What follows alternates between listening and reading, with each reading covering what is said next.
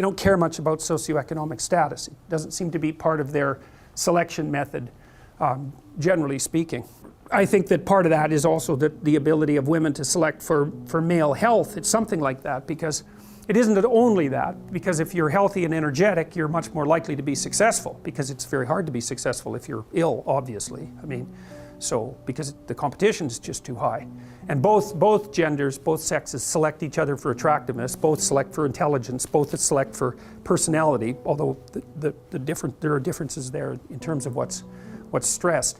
Women are more picky in their mate choices than men, especially sexually. That's the case in every culture. And it's not surprising, because women have more at stake sexually than men do, you know, per episode, because men don't get pregnant, obviously. And so that female pickiness is, that's the case. That's definitely true. Whether it's worse now or not, I doubt if it is. I would say to young men who are irritated at women is, if you're irritated at women, you know, as a class of creature, there's something wrong with you, because they're right. You're wrong. They're right to not pick you. If they're not picking you, it's because they're right. Well, don't they find you attractive? Well, maybe you're not. Like, have you paid attention to how you dress? Do you have a plan? Are you as educated as you could be? You know, are you a liar? Are you a rabid pornography user? Because maybe that's undermining your motivation to seek out a woman and grow yourself up.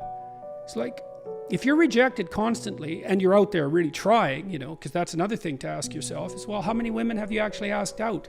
And are you so sure that you're not picking women who will certainly reject you because you're trying to bat out of your league? Because you might be.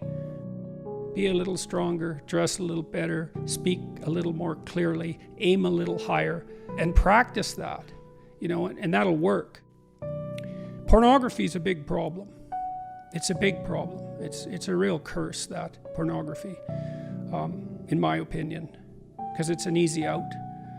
And so we don't know what the consequences of that are. We're starting to understand some of them. But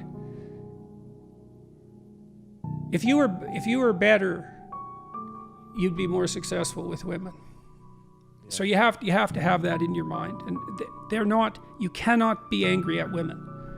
It's stupid. Men are bigger than women. They're not overwhelmingly bigger, that's sexual dimorphism. And you know, there's some men that are smaller than some women, but on average men are taller and they have more upper body strength and so forth. So there is a power element to male competition. It's best to look to yourself. Now and then you can, you know, things have gone rotten in society and you have to bear your responsibility. You have to address that at a social level and a communal level, but fundamentally it's like, and you do so much less harm if you look to yourself first as the problem. And believe me, you're plenty of problem for you. You're all the problem you need for you. That's for sure.